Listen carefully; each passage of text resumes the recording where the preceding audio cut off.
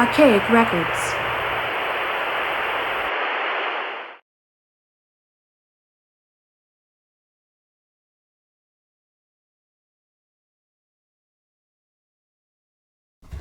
Hey, what's up, everybody? It's Archaic Records here with you again. My name is Jamie, coming to you from Nashville, Tennessee. 2 years ago, my wife's brother Thomas passed away unexpectedly at the age of 34 in San Francisco, California, a city that he loved more than anywhere else in the world. Thomas was one of those guys that just loved life. He cherished his friends and family.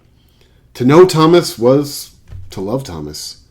He had a smile that could light up Manhattan and laughter that was as contagious as it was at times maniacal. Now, everybody in Thomas's life seems to have some sort of a funny story about him. Thomas was a funny story. I mean, if you spent more than 5 minutes with the kid, you couldn't help but walk away with some sort of an amusing anecdote. There's a place in San Francisco called Vesuvio. And Vesuvio is about as San Francisco as it gets. And when I say something is as San Francisco as it gets, I'm referring to authentic San Francisco. I'm not talking about contemporary tech bro San Francisco. Vesuvio is one of those places that as you walk in the front door, you're transported back in time to a place that people think of when they think of San Francisco. Now, for many years, my wife and I worked in the city, and it became our Sunday night ritual that we would stop off at Vesuvio for a couple of drinks before catching the train back to Oakland. One week, we decided to invite Thomas out with us because if there was one thing Thomas was ultra passionate about, it was the city of San Francisco. He knew the city, he knew its history, and when you got him on the topic, he would just geek out, man. So one night we invited Thomas out to join us at Vesuvio, and we're sitting around and we were having some drinks, and of course we get on the topic of San Francisco, which, as I mentioned, was something that Thomas was extremely passionate about. At a certain point in time, I realized that it was about time for me to venture down to the men's washroom because, as I'm sure you're fully aware, you don't buy beer, you just rent it. And around the same time, Marina's brother Thomas decided that he needed to use the washroom as well. So he and I together, we ventured down the stairs of Vesuvio. And if you've ever been to Vesuvio in San Francisco, the bathrooms are all the way down in the basement. You have to go down this sort of rickety staircase to get down there. And as Thomas and I were walking through the establishment, we were continuing our conversation about San Francisco. And San Francisco was something that if you got Thomas on the topic of San Francisco, he would just lose himself in that conversation. And he and I were talking about people who hate on San Francisco. This is something that you encounter a lot, especially when you don't live in the Bay Area. Now, I live out here in Tennessee now, and I can't tell you how many times I hear people ignorantly slam the city of San Francisco. People who've never even been there. But Thomas and I were talking about San Francisco and the fact that it has this reputation of being dirty. And as we were continuing our conversation, we entered into the men's room, and there is a trough when you walk in, and then there's a stall.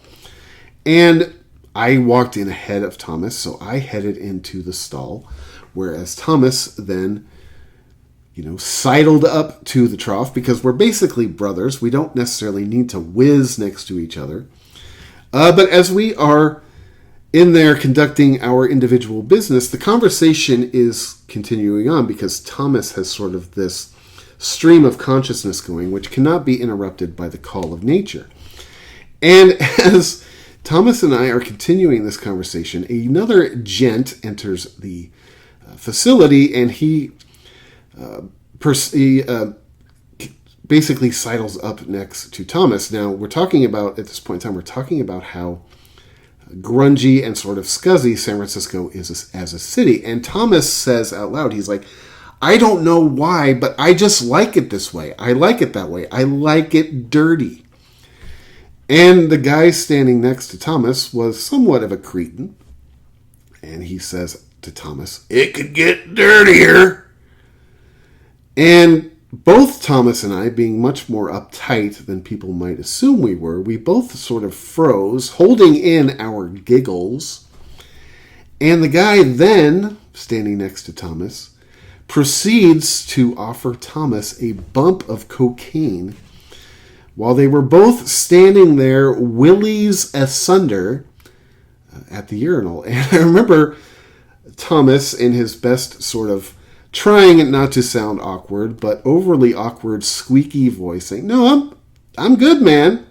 Help yourself if that's your thing, though."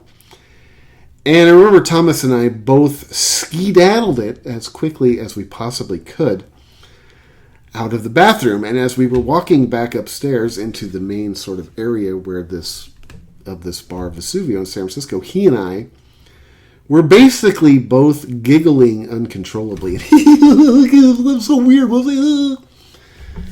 And for basically the rest of Thomas's life, the phrase "it could get dirtier" became a inside joke between he and I. I remember the last time I saw Thomas was over Christmas 2021. He had come out here to Tennessee to spend time with his family. He flew from San Francisco into Memphis because my wife's parents live out in a small town in western Tennessee, and it's just more convenient to fly into Memphis than it is to Nashville. And he was out there for Christmas. And Thomas was not in particularly like the greatest mood over this weekend. Thomas was not very impressed by Tennessee. Thomas looked at the world through sort of a San Francisco-centric lens, which is understandable. San Francisco is one of the most amazing cities in the world, at least any that I have been to. And he sort of held every other city or every other part of the country up to San Francisco as being the standard. Now, my wife's parents live in a very small town in western Tennessee, a town called Humboldt. There isn't much there, especially if you are an urbanite, which my wife and I and Thomas definitely all are.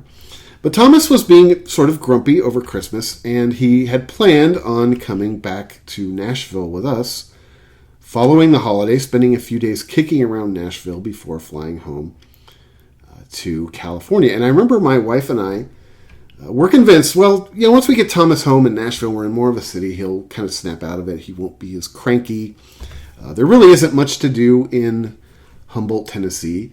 And we're all sort of pent up in the house. It's around Christmas. He was sort of, you got the feeling that he was probably happy. He would have been happier being somewhere else. But not long after that Christmas holiday ended, we drove from Humboldt back home to Nashville. We brought Thomas back home to our house in Nashville. And Thomas had this sense of humor that really, I feel like only he got. And he saw the world in ways that were different than anybody else I've ever met. I remember when we got back to Nashville, we pulled up in front of our house, the house we were living in at the time, and Thomas got out of the car and he was looking around, and we walked up to our front door, and this is something that only Thomas would observe.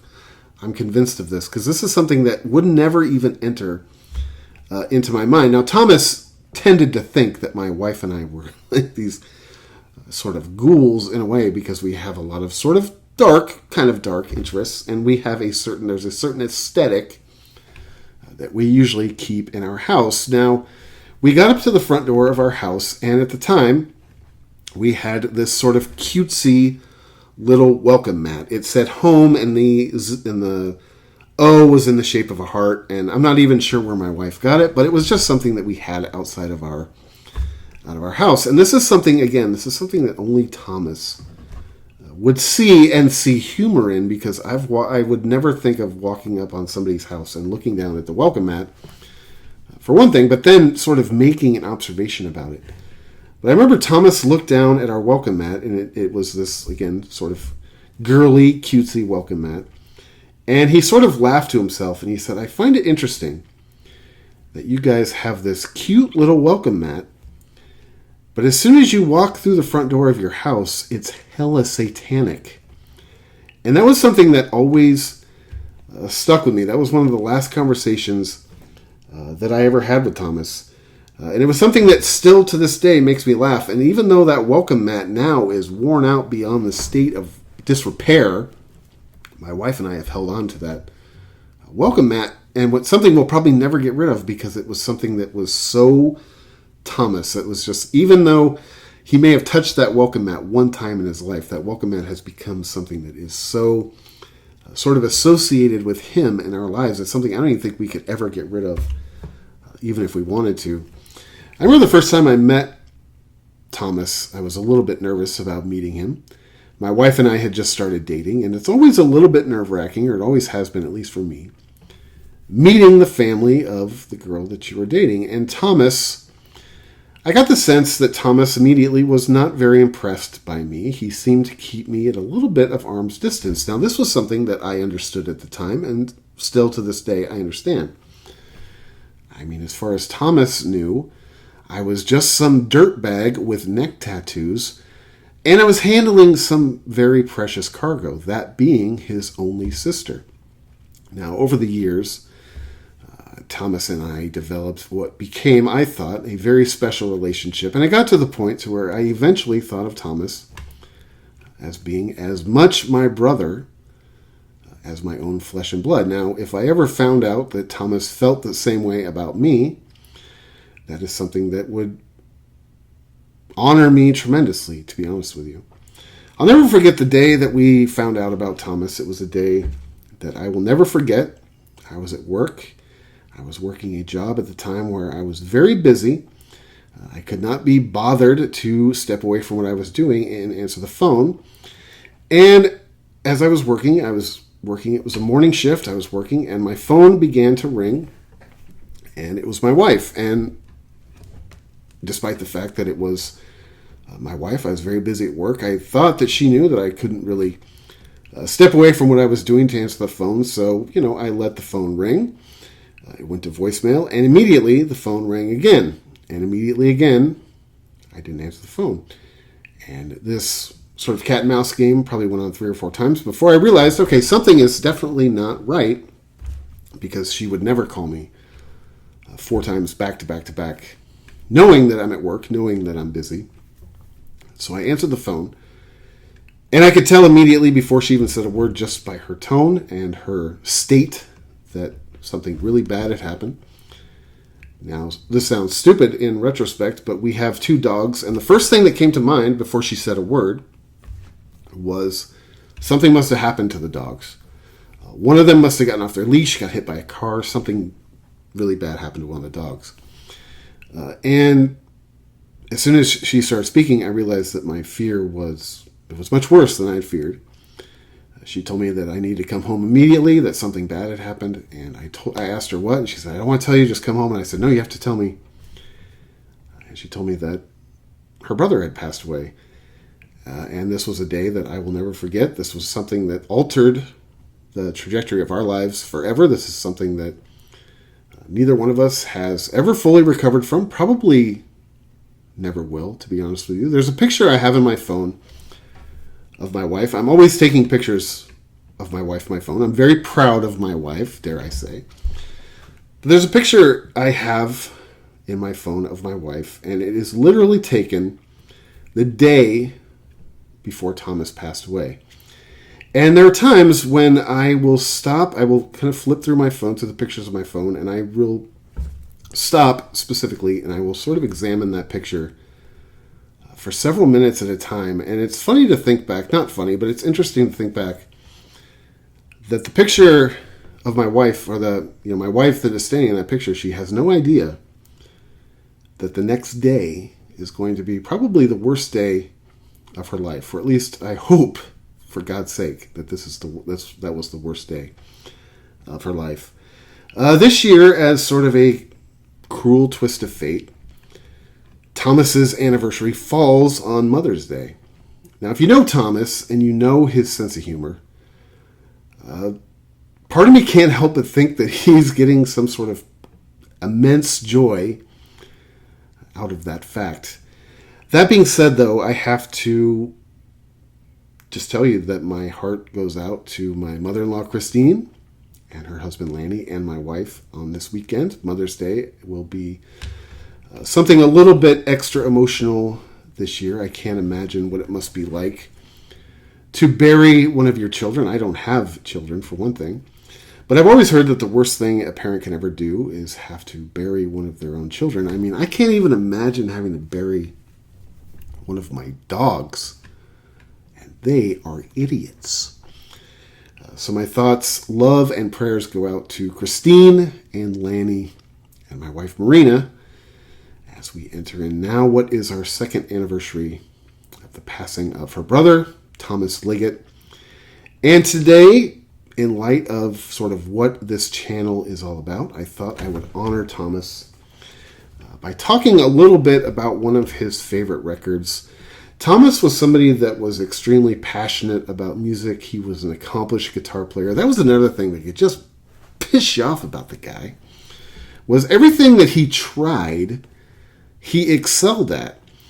I remember I was told that one day Thomas basically decided, I'm going to play the guitar. And within 6 months to a year, he was playing guitar. It wasn't as if he was learning guitar. He was playing guitar. Now, I'm the type of person that if I decide that I want to learn how to play guitar, it takes me 6 months just to learn how to put the strap on over my head. If you can see this shape right here, that is a guitar. And I can assure you that it has collected more dust than my great-aunt's panties since I've owned it.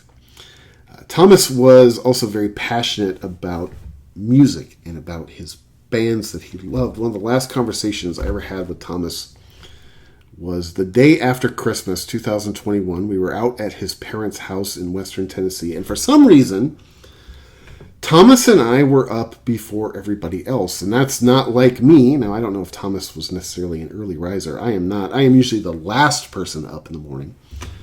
But for some reason, Thomas and I were the first two up in the morning. We had made coffee, and we were having one of our conversations. And I always loved talking to Thomas, especially when it was just he and I, because he saw the world in such an interesting manner. I loved hearing what he thought about things, even things I don't necessarily care about, like politics. But he and I got on the topic the day after Christmas of our favorite bands. Now, Thomas told me that his favorite band was the Rolling Stones. Now, I'm not the biggest Rolling Stones fan of all time. Never have been, never will be.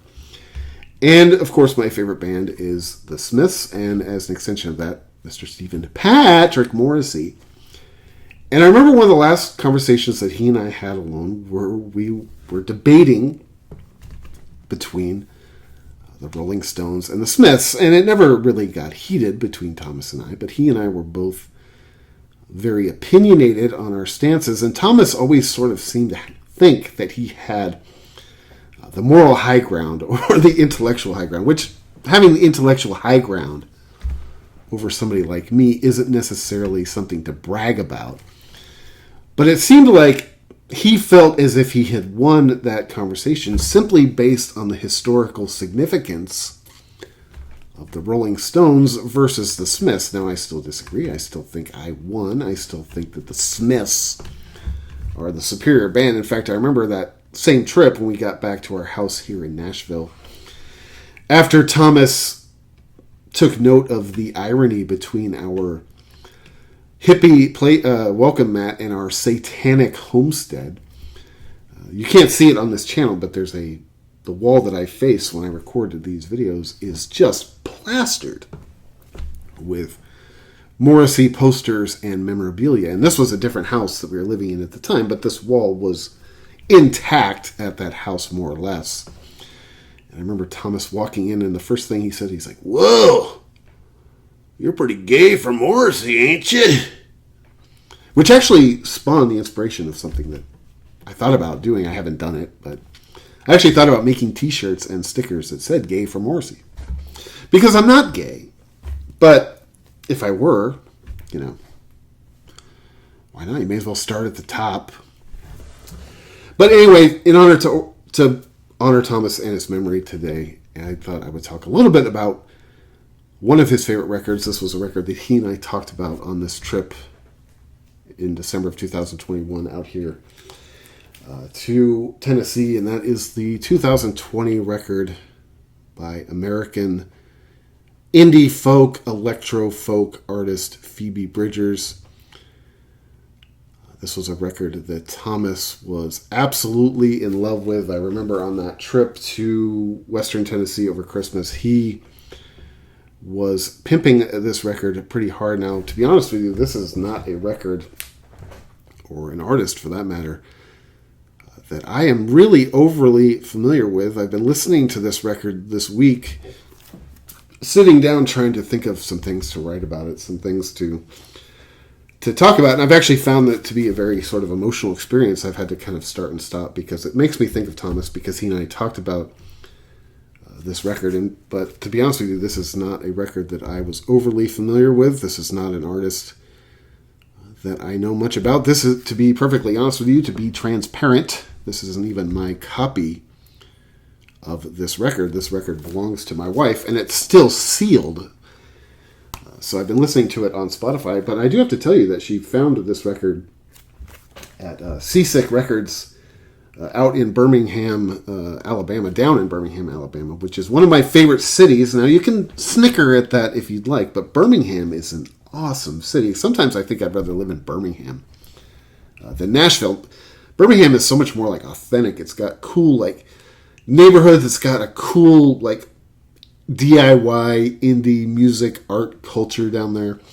I think it's one of those cities where weirdos can still afford to live. So they all sort of are drawn there like a magnet. Sometimes I feel sorry for people who come visit Nashville if they're looking for anything that's sort of authentic, because Nashville's kind of like, it's kind of like Dolly Parton Disneyland. It's like, oh yeah, look at booty shorts and rhinestones, but it's not like authentic. You go to a place like Birmingham. Birmingham is awesome. Birmingham is the jugs. I'm always looking for an excuse to go to Birmingham.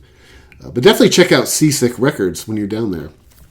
It is in probably my favorite neighborhood in the city, called Avondale. But this was a record that Thomas and I talked about at great length. And to be honest with you, because I didn't always trust Thomas's taste in music, as passionate as he was about music, I didn't always trust his taste. He and I didn't always see eye to eye. But I've been listening to this record a lot this past week, trying to come up with some ideas about it, in honor to celebrate the life of my fallen brother. This record was released on June 18th, 2020. It was produced by Tony Berg. It is on the Dead Oceans record label. I would describe this record, and again, I'm a novice when it comes to this album and this artist, but I would describe this record as being very emo, very dark, very sort of depressing. A lot of sort of variations of folk. I would say that it's got some indie folk, it's got some electro folk. There's a couple songs on here that I would sort of categorize as being straightforward sort of indie rock, which is a sound that I like. This record to me actually, as much as I was sort of not expecting to like it, and I don't necessarily love it, but I actually like this record probably more than I thought I would. I did not think that this record was at all going to be my luggage. But there are some really good songs on here. Phoebe Bridgers, I believe she's 29 years old. I believe she's from Pasadena, California. And like I said, this was a record that my brother-in-law Thomas just was absolutely in love with for the last year or so of his life. The first song on this record is basically an instrumental track called DVD Menu. Appropriately titled, I would say. To me, it sounds like a DVD menu. I think it's about a minute long. It's pretty good. It's not much. I mean, I think it's a cool kind of way to, start the record. It's not anything super noteworthy. The second song is a song called Garden Song. To me, this song has kind of like a folk rock kind of vibe to it. Like I said before, this was an artist and a record I didn't know a lot about. So as I was listening to it, I was trying to read as much about the record as I could, because I don't want to come on here and sound any dumber than I already do, or any more ignorant than I already do. This song apparently is written sort of about kind of her vision of what a fairy tale life would be like, living in a nice little cottage on a secluded hill, surrounded by flowers and a few ghosts. She does mention her hometown of Pasadena in the lyrics of the song. One of my favorite lyrics in the song, and one of the things I like about this record, is if you go through and you kind of read the lyrics as you're listening to the record, which is something I usually like to do, maybe not the first time I listen to a record, but one of the first few times I listen to a record, I like to kind of read along with the lyrics so you kind of like get an idea of what, it kind of helps me at least understand it a little bit better, try to interpret it a little bit better. And I like a lot of her lyrics. Now, some of her lyrics on this record I would accuse of being sort of deliberately muddy or sort of purposely abstract, but I still find it to be enjoyable. I'm somebody who, I love the English language. I love people's writing styles. I think it says a lot about people, the words they use and their phrasing and their vocabulary. And she's definitely an interesting songwriter. One of my favorite lyrics in this song is, "I grew up here until it all went up in flames." I've mentioned this on this channel in the past. I grew up in Paradise, California, a small town up in the mountains, up in northeastern California, a place that fell victim to the Camp Fire in 2018. And those lyrics just hit home with me when it came to the experience that my family had, not me personally, but my family had when the Camp Fire hit up in Northern California. I like this song. I'd say it's actually one of my favorite songs on the record. The second song is a song called, or the third song after the intro is a song called Kyoto. This has like a real kind of like upbeat, bubblegummy sort of indie rock kind of feel to it. I like the tempo on this song. I like the instrumentation. Some of the, the electro folk and the indie folk, some of it gets a little bit monotonous on this record, but I really like this song. I like the tempo to it. Supposedly this song is about her relationship with her father. She wrote this song during her first trip to Japan. She talked about how interesting it was to travel to such a foreign place, but yet still play music in front of people who wanted to hear her songs. Talks about imagining living in somebody else's life or somebody else's culture. I like the song Kyoto a lot. The third song is the title track. The song is called Punisher. This one has like a real kind of like electro sort of folk sound to it. Her vocals on this record, I've heard it sort of described as kind of whispery or a little bit, sobby. I like her voice, but, it does, sometimes it gets a little bit repetitive, but I really like the sound on this song. This is one of my favorite songs on the record. Supposedly, this song, and again, I had to read this as I was sort of listening to the record the first time, but this song is about her long-standing obsession with Elliott Smith. And the song is something that I think is actually very relatable. The song apparently is written as an awkward conversation one might have, with your favorite artist as you've kind of got them cornered off. And something that I think is very relatable, at least in my musical, fandom life, being as obsessed as I am with Morrissey. I always tell people that there's no way I should ever meet Morrissey in person, because there's just no way I see myself escaping without completely embarrassing myself. I love the writing in this song. I find it to be, very relatable, because I think basically the narrator of the song is just wanting to explain to, in this case, it's Elliott Smith, like, man, everything you say, and this means this to me, and I can't, and this means that, and this helped me get through this, and basically you've kind of got them sort of pinned up against the wall, and they're saying, yeah, okay. There's a funny story. My wife and I were in St. Louis several years ago. Actually, the first time we lived in Nashville, we went up to St. Louis to see a band that my wife loves called the Birthday Massacre, a band that I actually like as well, and they were playing a show up there in St. Louis, and St. Louis is only, like a 3 or 4 hour drive from us here in Nashville. And St. Louis is one of my favorite cities. I love going up there. It's just a place that I've always felt like a strong, kinship to. And so we go to the show, and the band Birthday Massacre, I believe they were, I don't know if they were the headliner or if they were opening, but anyway, I think it was right after they played. My wife and I were standing outside of the venue, and the singer for the Birthday Massacre came by, and my wife at first didn't really recognize her, but I kind of nudged her. I was like, hey, isn't that the singer of that band? And my wife was like, oh yeah. So she went up and they actually started having a conversation. And it was actually a very respectable, I should say, conversation, much more respectable than it would be if I met one of like my musical heroes. But what was funny about it was that the singer of this band, I can't remember her name, but it's the Birthday Massacre anyway, but she has a book written. She has a book out there, and my wife was telling the singer about this book and how she really liked it, but she had loaned the book to one of her coworkers, and the coworker really didn't like the book. And my wife mentioned to the singer of the Birthday Massacre that, oh yeah, I gave your book to my coworker, and she really didn't like it. And the singer of the Birthday Massacre was very, nice about it. She's like, oh, okay, that's fine. And my wife made sure that she like pounded the point home. She's like, no, like she hated it, man.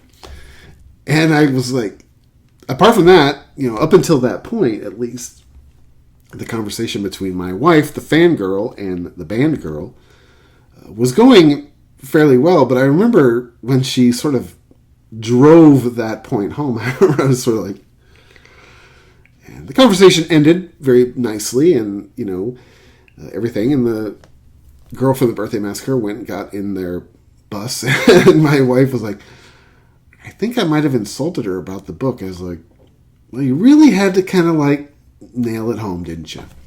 One of the things that makes me think of, I like the song Punisher a lot. Actually, Elliott Smith is somebody that I had the opportunity to see live one time.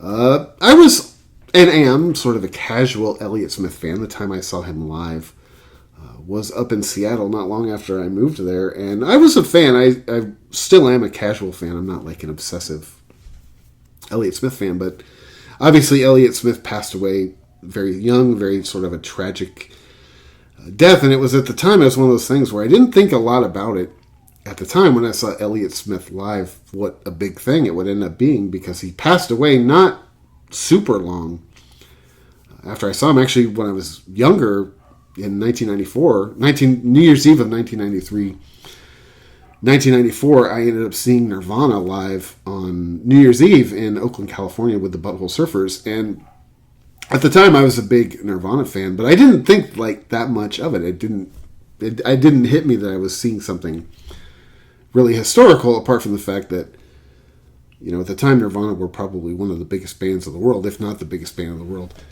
And of course, was it just a little over 4 months or a little over 3 months after that, Kurt Cobain passed away. And now when I tell people, it's funny, now when I tell people, oh yeah, I saw Nirvana live, it's something that just blows people away. And at the time, I liked the band, but I didn't think it was anything necessarily historic. The fifth song on this record is a song called Halloween. This one has kind of a real mellow, kind of acoustic indie folk kind of vibe. I like the vibe. I love folk music. I'm not going to lie, as much as it might hurt my punk rock street cred. I love folk music. This song is about a relationship that is dying a very slow, painful death. Apparently this song is about a relationship that both parties know is dying, but hey, let's just get through the holidays, basically. There's a lyric in this song that I like a lot. It says, it's Halloween, we can be anything we want. And I picture that meaning, hey, it's Halloween, we can even be a happy couple if we want to be. But I really like this song. Side 1 ends with a song called Chinese Satellite. This has a real electronic, almost industrial kind of folk sound to it. This song talks about wanting to sort of be beamed away, kind of Star Trek style, back to wherever it was you came from, because certainly I can't possibly be from here. I do not fit in with any of these people. I am the ultimate outsider. This song reeks of loneliness and isolation. There's a sort of a funny, I don't know if you call it a plot twist, or there's a part of this song that I find to be very sort of amusing and equally relatable. But there's a part of the song where the narrator talks about how they feel so alone. Basically, they just want to go outside and look up in the sky and hang out with the stars, just to feel as if they have some sort of connection to this world. So they go outside and they look up and there are no stars. Meaning that basically that you're such a loner that not even the stars want to hang out with you. So you end up basically wishing upon the only thing you see in the sky, which is a satellite, which happens to be a Chinese satellite in the case of this story. I love this song. It is a little bit, obviously, it's sort of depressing. It's a little bit relatable, though, if you are somebody who feels as if you kind of live on the fringes of society. Somebody that feels as if maybe you're an outcast, maybe you're sort of a throwaway kid. Those were things that I felt growing up. Sometimes I still do today. The first song on side B is a song called Moon Song. This song has, again, kind of like an electronic, borderline kind of new wave, industrial, kind of folk sound. This song is about somebody that is in a relationship with somebody that really loves them, like genuinely loves them deeply. And the conflict that creates with their own self-hatred. Basically sort of like believing that this person can't possibly love me because I don't deserve love. Why would anybody want any part of this? This is something that I think is a unique subject matter in songs. This is not something that I haven't really heard a song like this lyrically before. This is probably actually, sadly, one of the most relatable songs on the record to me, and probably one of my favorite songs on this record. I mean, I am somebody who I've been down a road when it comes to relationships in my life, and my wife and I have been together for over 12 years, or coming up on 12 years, and we have a relationship that is actually quite lovely. We have created a home for ourselves, which is a nice, pleasant, safe place to come home to. And I still, all of these years in, struggle with the idea of, I don't deserve this. I deserve only the worst. I should be hated. I should be abused. I should be cheated on. And this is something that has actually created like static in my wife and I's relationship. And we both, and this comes from both of us. She loves me like that, and I have all this self-hate. I love her like that. She has all this self-hate. So it's just like, we're just always sort of penetrating each one's perimeter just to prove how much that we love each other. I love this song. It's probably one of my favorite songs on the record. The next song after that is a song called Savior Complex. I like the instrumentation on this song a lot. It's very kind of like indie pop, bubblegum. I love that. It's got kind of a 60s sort of pop sound to it as well. This song is about basically being in a very difficult relationship. I mean, the term Savior Complex is sort of self-explanatory. The next song after that is a song called ICU. ICU as in intensive care unit.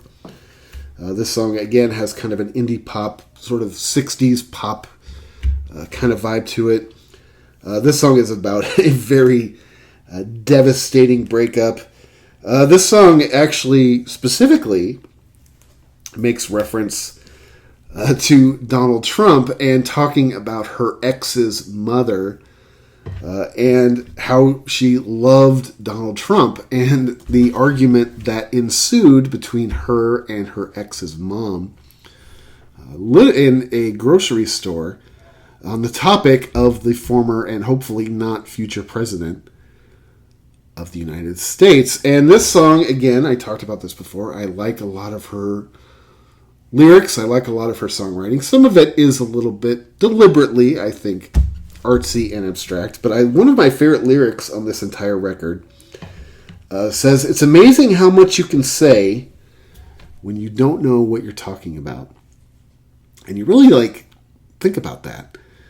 It's like, wow, that is actually very sort of like profound and well thought out. Not that her lyrics aren't well thought out, but it's like, man, that is something that, I work with people very closely in my professional life, and I find myself sometimes having conversations with people that, you'd rather not be heard having, because people do like to sort of spout their opinions, especially down here in the southeastern part of the United States, especially when it comes to politics. Some people are big Trumpers down here, not necessarily in the city of Nashville proper, but where I work, kind of out on the edges of the city. You definitely still get a lot of the kind of Trump people, and I do end up having conversations where you just kind of like, stop.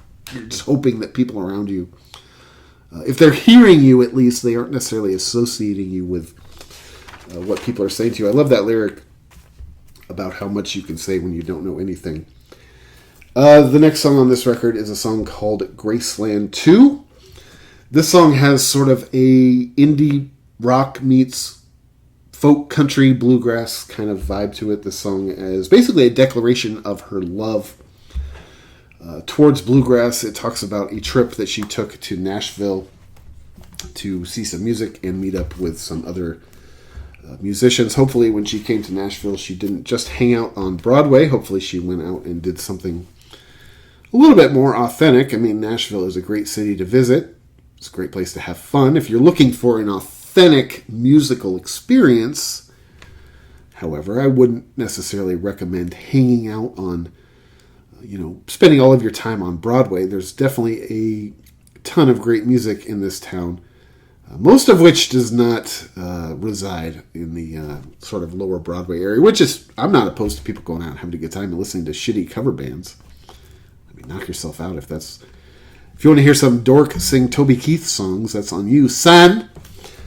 I don't know why the song, though. One thing that confuses me is the song is called Graceland 2, which is in reference to Graceland, the home of Elvis Presley, which is in the state of Tennessee. However, it is in Memphis, and really the song doesn't seem to, like, unless I'm misremembering, the song doesn't really mention Graceland or Elvis or Memphis. Now, I'm not going to argue with somebody talking about Elvis. I am a huge fan, so as far as I'm concerned, I think that's pretty snug, but I don't really get what it has to do with the rest of the song.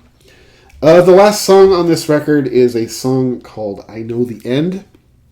This is a song that basically, I think, unless I'm misinterpreting it, which is possible, to me this is a song that kind of talks about the doldrums of tour life if you are a musician, and the song definitely sort of reeks of homesickness. And I remember as a younger, sort of more idealistic music fan, you sort of picture these musicians leading lives that are just, glamorous all the time and never-ending champagne parties. And, I remember one time I was talking to a musician, and he was somebody that had toured quite extensively, at least at one point in his career. Now he was sort of retired from all that. Now he was working in more of his studio capacity. But I remember he was telling me about touring, and he had gone somewhere that I really wanted to go. It's like, I think it was like Prague or something like that. He's like, oh yeah, I played in Prague. I was like, oh my God, what was that like? And I remember specifically his answer. He's like, I don't know. The green room was nice. And he basically had to explain to me that tour life wasn't what you think it is. It's not going out and experiencing cities and the culture and the food. Basically, it's load in, sound check, wait. Load out, bus. Load in, sound check, wait. Load out, bus. And I remember when he sort of first explained that to me, I was a little bit disillusioned. I was like, really? That sounds so not exciting. He's like, no, it's not. It's a job. It's work. You're not going to these places to hang out with the tourists. You're doing a job. You have work to do. It's never ending. And actually, a lot of it is pretty fucking boring, if you want to know the truth. That's why people's vices have a tendency to get the best of them. Anyway, I do really like that song a lot. It closes out the record Punisher by American Folkster. Phoebe Bridgers, as I mentioned before, this was an album that my brother-in-law Thomas was absolutely enamored with for the last year or so of his life. This was a record that he and I specifically had a conversation about, and I kind of blew it off, to be honest with you. As I mentioned before, I didn't always trust Thomas's taste in music, but there isn't a day that goes by now that I wish I couldn't tell him how much that I enjoyed it, and how much I miss him, and how much we all do. We miss him, and as I said, tomorrow, May 12th, is his anniversary. It's also Mother's Day. So I'd like to send out, once again, my thoughts and love to my stepmother, Christine, or my mother-in-law, Christine, and her husband, Lanny, and my wife, Marina, who is heading out to Western Tennessee tomorrow to spend Mother's Day with her mother, and obviously probably spend part of the day celebrating the life and memory of her brother Thomas. I love you, man. I miss you every single day. And I can't wait to see you when I get to the other side. Anyway, man, thank you so much for checking out this video. This is Archaic Records. My name is Jamie, coming at you from Nashville, Tennessee. Be sure to go out and support your local record store. Check back most weeks for Morrissey Monday, a weekly celebration of all things Morrissey and the Smiths, as well as other record content and album reviews throughout the week. Be sure to let those people in your lives who are special to you know that they are special to you, because you never know when it will be the last time you're going to see them, even if it is the day after Christmas and you're arguing over the virtue of the Rolling Stones versus the Smiths. The Smiths win, son, every time. Anyway, until next time, my friends, I'll talk to you then.